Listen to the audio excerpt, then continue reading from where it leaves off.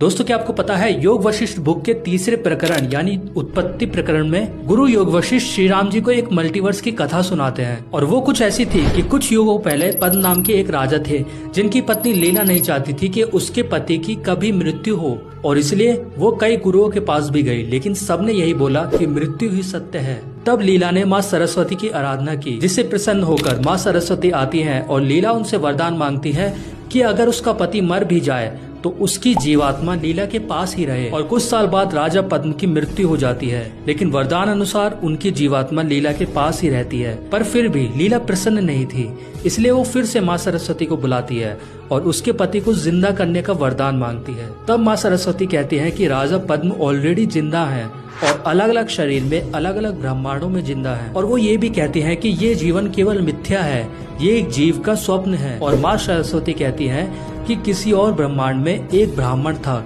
जो राजा बनने का सपना देखता था, और उसके मरने के बाद जब इस ब्राह्मण की जीवात्मा ने नया स्वप्न देखा तो उसने खुद को इस ब्रह्मांड में राजा पद्म के रूप में पाया। और अब राजा पद्म की जीवात्मा नया सपना देख रही है जिसमें वो किसी और ब्रह्मांड में राजा विदुरन है, और ये एक ही जीव के इतने स्वप्न हैं। इसका मतलब सपने के अंदर सपना चल रहा है, जो कि क्रिस्टोफर नोलन की इंसेप्शन मूवी की तरह है। जिसके बाद माँ सरस्वती